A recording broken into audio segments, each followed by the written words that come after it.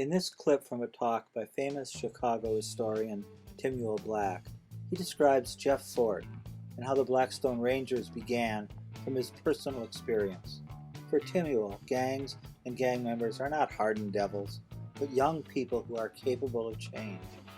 Timuel points out the role racism in the Hyde Park schools played in creating today's gang problem.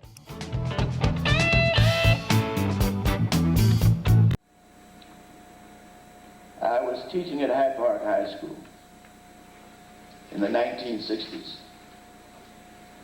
There was a young man in my class, one of my classes, by the name of Jeff Fort.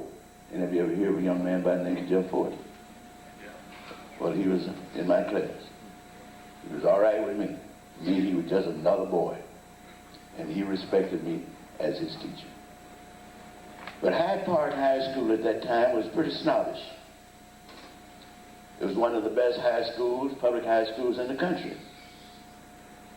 And if you graduated from Hyde Park High School at that time, at the upper third of your class, you could go to any college in the country.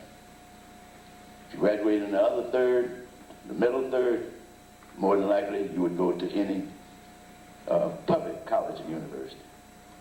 So therefore, it was kind of an elitist. Many of the professors from the University of Chicago sent their children to Hyde Park High School. I had many of them.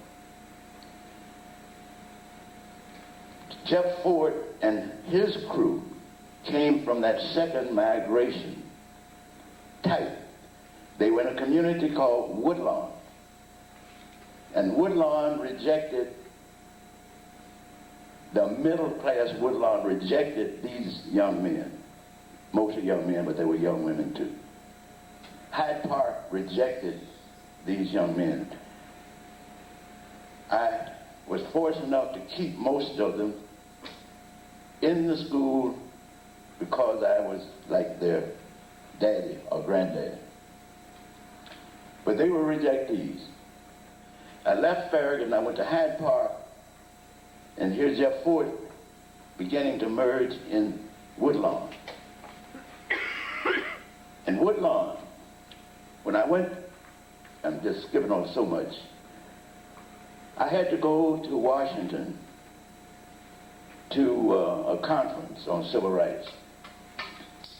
And when I returned, they had put all of these, in quotes, undesirable boys out. And I walked around the corner on 63rd Street, near Blackstone, and said, why don't you guys come on back to school? And they said to me, oh, Mr. Black, they don't want us there. I said, no, I said, they don't want us there. But we're going to take it all over. And this began the activities, the strong activities, of what became known as the Blackstone Rangers. Jeff Fort was a natural leader. Had I been able to continue to have Jeff Fort until he got to be a senior in high school, he would have still been a leader. But he would have been a leader going towards some college or some university.